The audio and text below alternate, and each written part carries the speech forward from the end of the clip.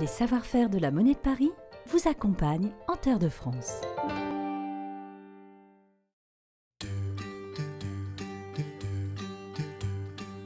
On est tous déjà arrivés dans une région où l'on ne connaît personne. Aucune rue, aucun monument, aucune tradition, rien. Même l'accent, on ne le comprend pas.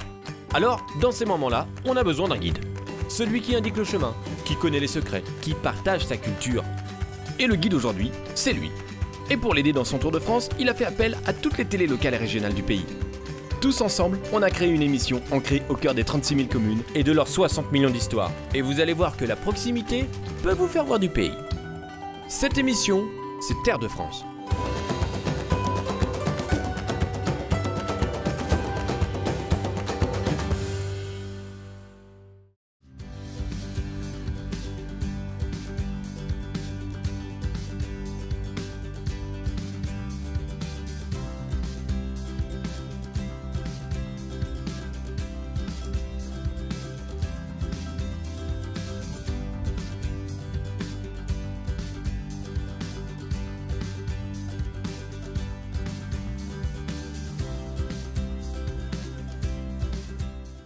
Il est bon ton café, si tes huîtres sont si bonnes que ton café, bravo. Tout est bon. Mais j'exagère parce que je les connais. Et en plus, tu vois, je triche. Ah, attends, ouais. On est au Jacquet, c'est ça? Ouais. Commune de Lège-Cap-Ferré. Commune de Lège-Cap-Ferré. En fait, il y a la presqu'île du Cap-Ferré, qui est une presqu'île nord-sud qui fait 25 km, ouais. Qui est entre le bassin et l'océan. Et là, on est au milieu de cette presqu'île. Et Arcachon, c'est là-bas. Arcachon, c'est en face. La sortie, c'est là-bas. La sortie, tu as le Cap-Ferré en face et tu as la dune du Pilat. Voilà, la sortie, c'est entre la dune du Pilat. Voilà, et la pointe du Cap-Ferré, là-bas qu'on voit, on dirait une falaise. Et le cul du bassin, c'est là-bas. Et là-bas, c'est une autre partie du bassin, c'est l'Amazone du bassin. Donc il y a l'Ège qui est au fond, Arès, Andernos, Audange, et tous les villages se suivent. Et en face, tu as Gujan, La Teste et Arcachon. Et alors, ici, c'est un village d'ostréiculteurs, non? C'est un village, mais comme tous les petits villages de pêcheurs. Tu sais que ces villages de pêcheurs, ils ont été créés sous Napoléon III, parce qu'en fait, toute la presqu'île appartenait à un seul propriétaire à l'époque. Et donc, il n'y avait aucune place sur le domaine privé. Et les ostréiculteurs qui allaient sur leur parc à huîtres venaient à l'aviron ou à la rame. Et en 1890 ou 1900, tu vois, ça mettait beaucoup de temps pour venir. On mettait 3-4 heures.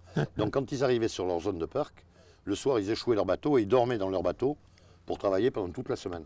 Et ils ont commencé à monter des villages, des regroupements de huttes, ouais. De petites cabanes, de cabanons. Là, le propriétaire de l'époque a dit, écoutez, il y a des gens qui sont au bord de mes plages, puisque c'était à lui.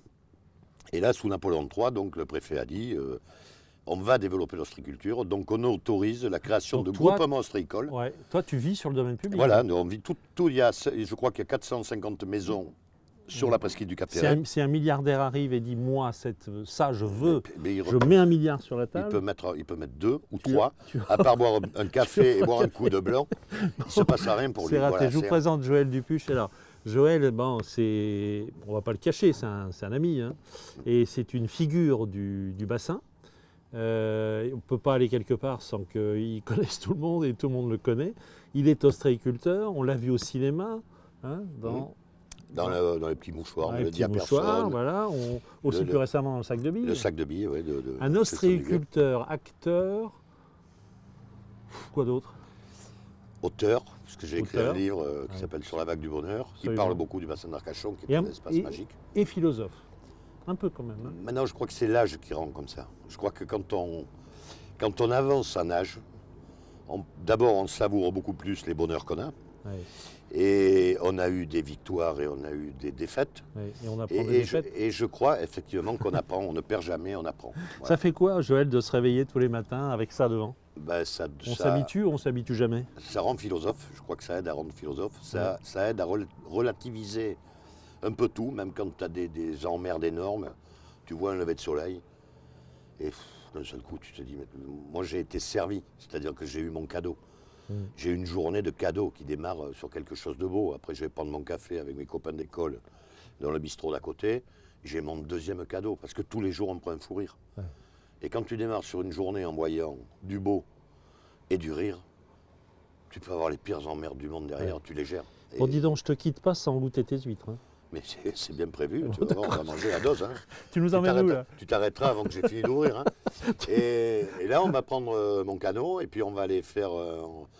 On va aller faire la façade, donc la façade ouest de la côte nord-ouest, donc où il y a tous les villages de pêcheurs. Ouais. Tu vas voir un pays que j'aime et des gens que j'aime. À travers son voilà. regard exceptionnel. Allez, je te C'est suis. gentil. Allez, on y va.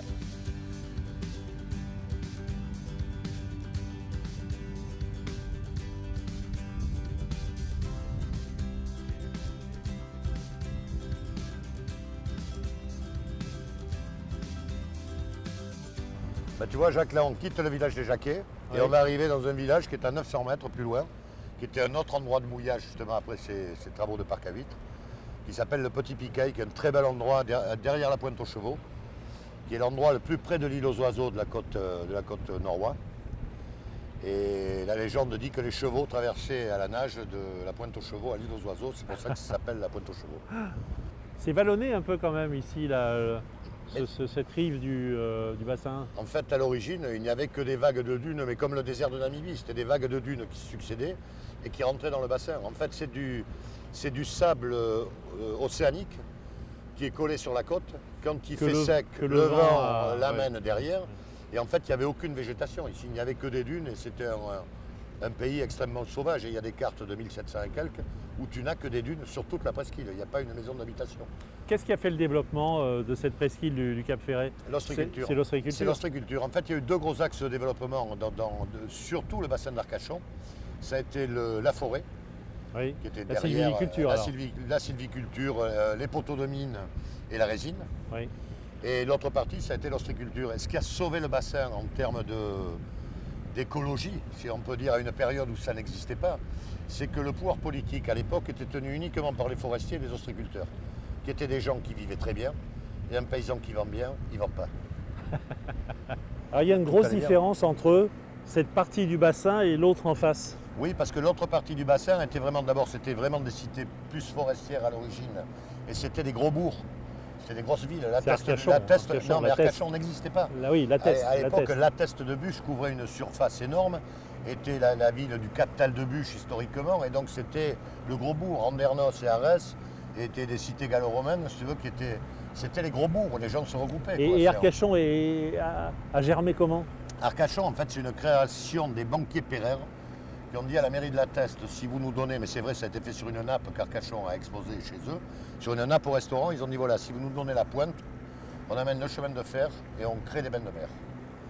Et c'est pour ça que toute la partie Arcachon-Pilat est habitée par beaucoup de gens et des grosses maisons familiales du 16e arrondissement, 17e, Neuilly et des beaux quartiers parisiens. Ouais, des grosses familles parisiennes, parce que quand ils ont développé ça à cette époque-là, ils ont fait mettre à tous leurs amis.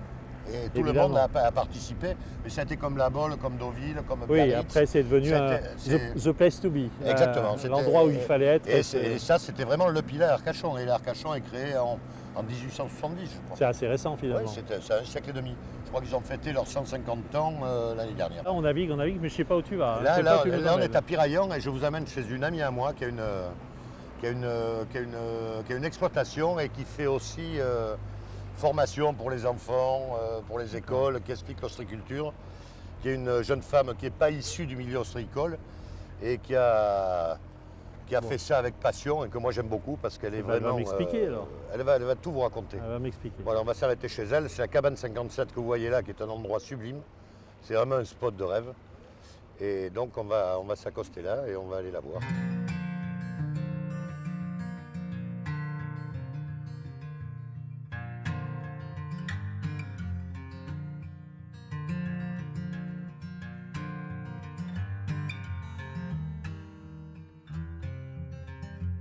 Bon Joël, on est chez Sylvie, alors tu nous la présentes? Sylvie, c'est une ostréicultrice de Piraillon, qui est un très très beau village.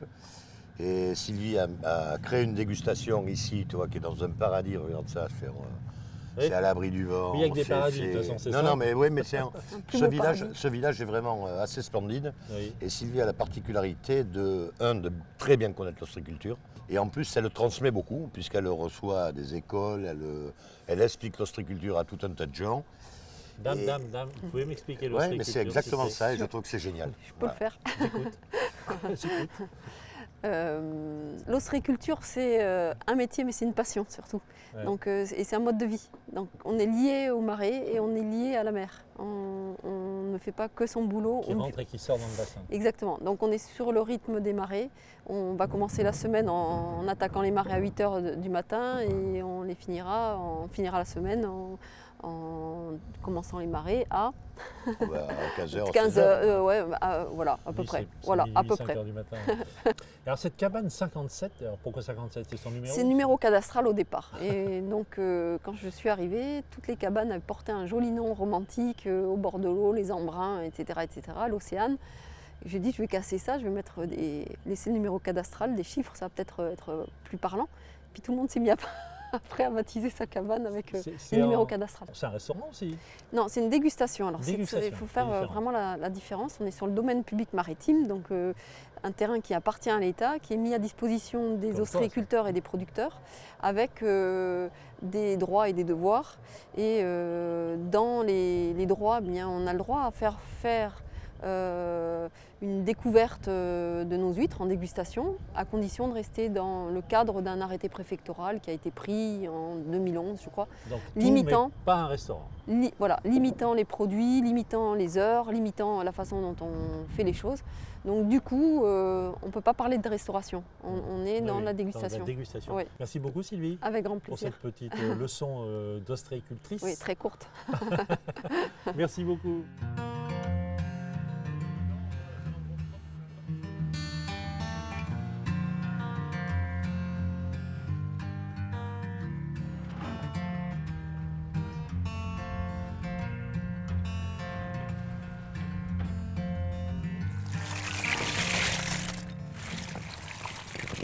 Petite explication technique. Mathieu, je vous présente Mathieu Thomas. Quel est Mathieu? Quel est Thomas? Mathieu Thomas. Et vous êtes ostréiculteur, à mon avis ça se voit, vous n'avez pas besoin de le dire.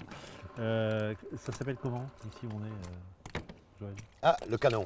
Ah c'est ça. Le canon et la canfouine. Et ça c'est le maître des lieux de la canfouine. Le canon et la canfouine. Voilà. Bon, d'accord. La canfouine c'est son établissement. D'accord. Vous faites ce tri, il faut m'expliquer parce que... Joël va prendre la parole. Bon, pendant qu'il bosse, tu commentes. Voilà. Tu fais le commentaire à la nuance d'Itrone. Voilà, il est en train de passer des huîtres qui ont 30 mois, 2 ans et demi à la louche. Elles ont peut-être 32 mois en fonction du captage. Oui. On ne peut pas les vendre encore. Alors il y a une partie de ces huîtres à 30 mois qui est vendable. C'est la partie qu'ils mettent là-bas, donc ils sont au-dessus du numéro 4. Oui. Et tout ce qui s'appelle du retour de triage, nous on appelle ça en termes professionnels du rebut, est replacé ici. Ensuite, ces huîtres vont repartir sur les parcs. Donc ces grosses vont repartir sur des parcs à l'engraissement et en durcissement. Elles vont se faire secouer par la mer, le sable, les embruns et l'oxygénation pour engraisser, alors qu'elles sont déjà bien grasses, on les a vues tout à l'heure. Et ceux-là vont être replacés, à mon sentiment, jusqu'au mois de septembre-octobre, à la louche. Cette huître-là va à peu près doubler en taille dans 10-12 mois. Et ça va faire une huître de très belle qualité, parce que c'est une huître qui aura 1 an de plus. Et les huîtres, c'est un peu comme la viande. C'est plus, si tu as des vaches un petit peu plus âgées, tu as de la viande qui est un petit peu plus persillée. J'ai pas d'huître. T'as pas de vache et pas d'huître. Bon. Et bien alors, regarde, nous par exemple, tu vois, nous quand on était jeunes, on faisait la même taille et à peu près le même volume, sauf qu'on était moins persillés. C'est-à-dire qu'on a pris à peu près 25-30 kilos. C'est 25-30 kilos, c'est du gras et c'est de la matière. Et donc, valait mieux nous consommer aujourd'hui au four, si tu veux, ça serait plus goûteux que si on nous avait consommé à 18 ans. Elle est bien l'image, non? C'est explicatif, on comprend tout. Hein. En fait, l'huître, c'est un métier d'espérance. Parce que tu mets ça, non mais c'est vrai, tu mets ça et tu espères que dans 9 mois, ça va être sublime. Ouais. Et puis tu te prends une grosse tempête sur la gueule et puis tu as tout qui est dévasté. Et puis tout ce que tu as fait là... c'est un peu comme le vin, je ne voudrais pas dire. Hein. C'est mort, c'est exactement la même. C'est exactement la même, tu vois. Je pense que si on attend, demain ils sont encore au boulot. Hein. On va les goûter. Hein. On les goûte. Allez. Mathieu? C'est parti.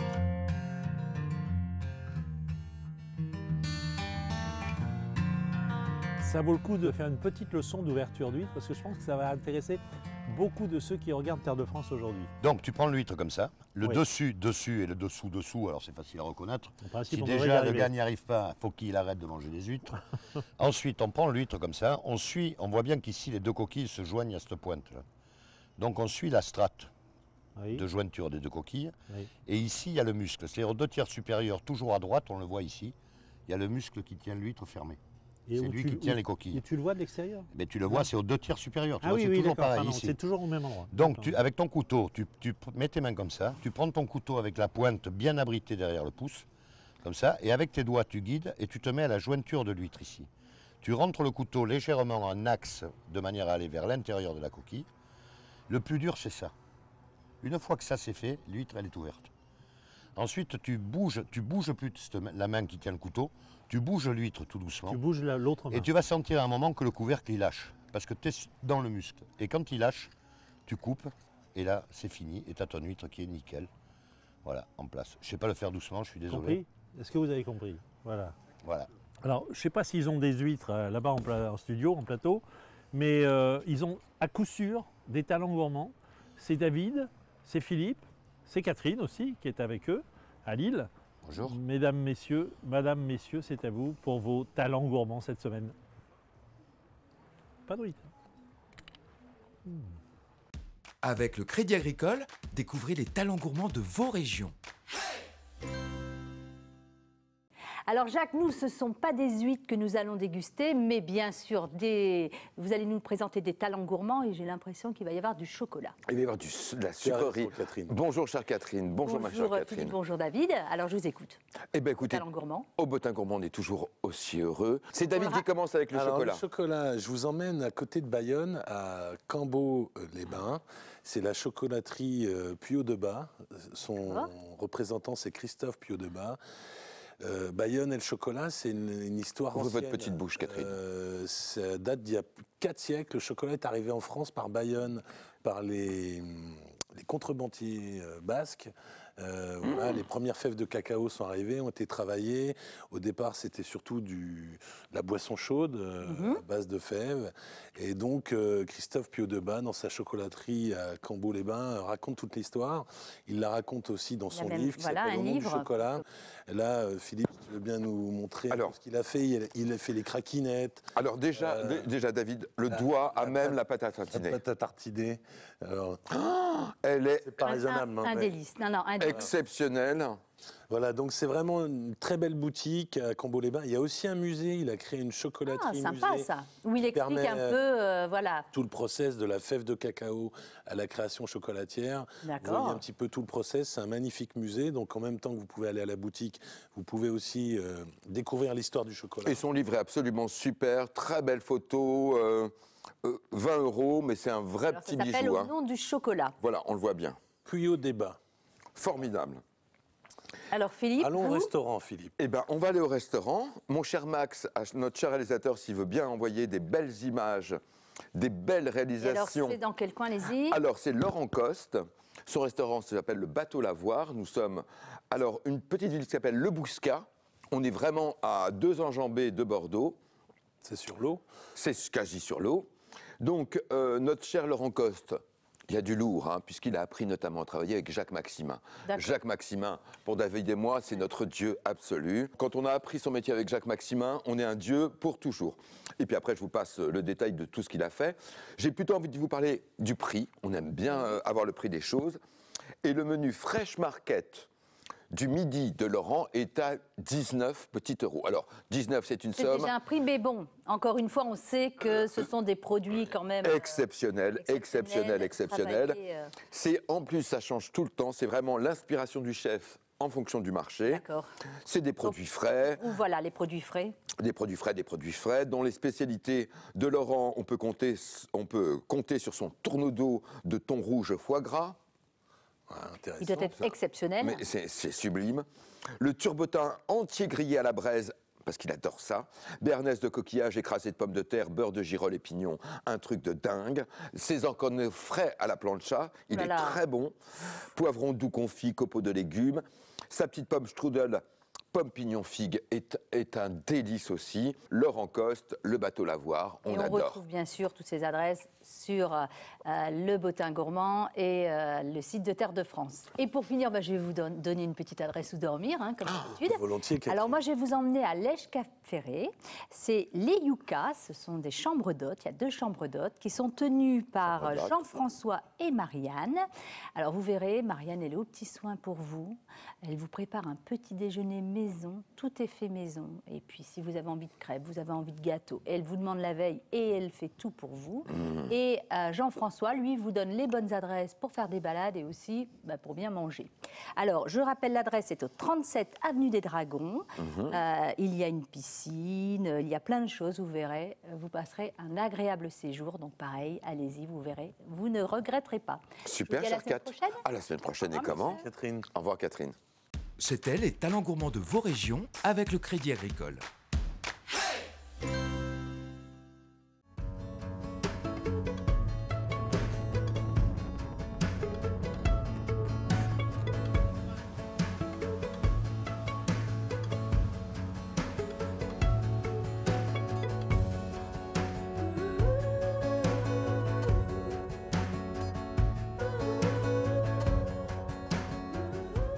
Pas me croire, mais on était en train de rentrer chez Joël quand chemin faisant, c'est comme ça qu'on dit dans les fables de La Fontaine, hein, quand chemin faisant, on a rencontré Emmanuel Martin, qui n'est autre que le patron du célèbre chantier du Bourdieu.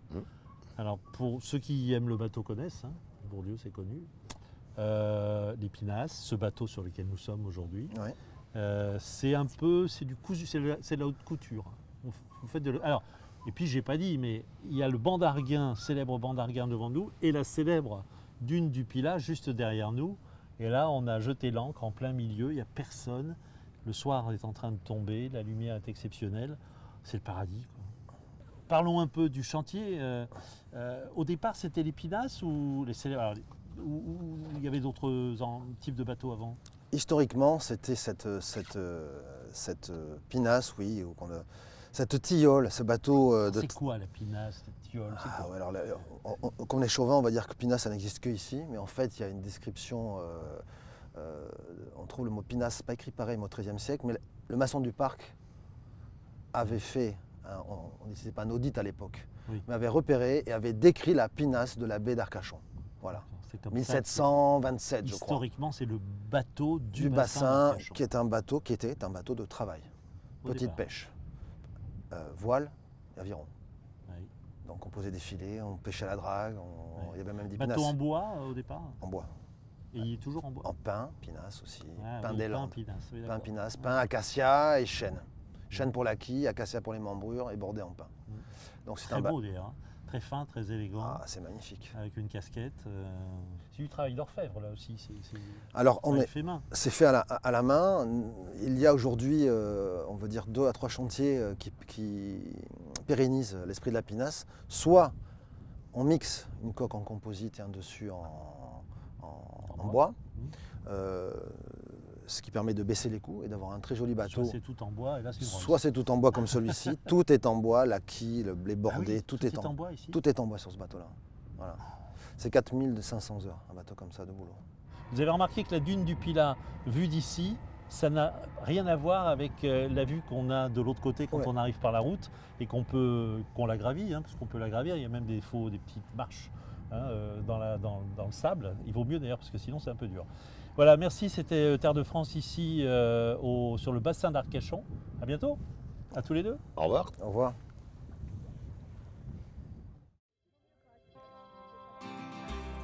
Juste avant de se quitter, voici le premier épisode de notre série sur les pièces de la monnaie de Paris. Et direction la Nouvelle-Aquitaine et le Pays Basque. On est sur la partie de réhabilitation des quais de Bordeaux que l'on appelle la plaine des sports. Ils sont en train de faire de jouer à la pala, la chistera. On est en Nouvelle-Aquitaine et le Pays Basque fait partie intégrante de cette région et c'est emblématique. Et c'était tout à fait normal qu'il y ait un fronton sur la plaine des sports à Bordeaux.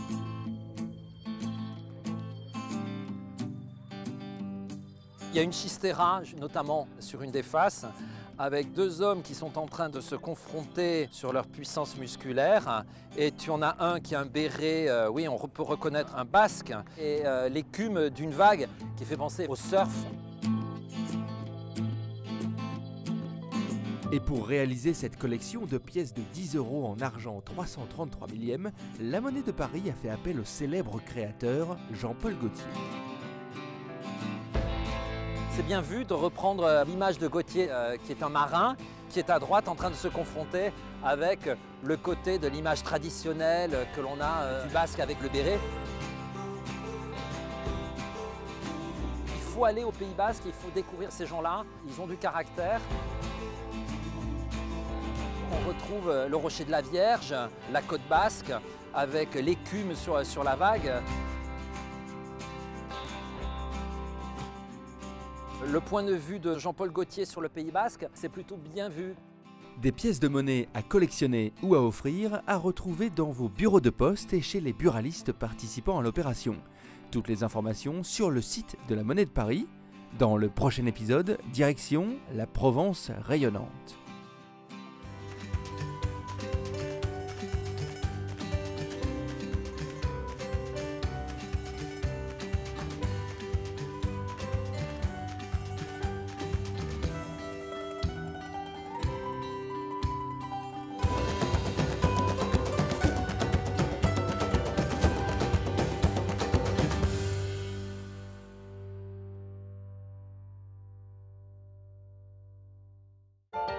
Les savoir-faire de la Monnaie de Paris vous accompagnent en Terre de France.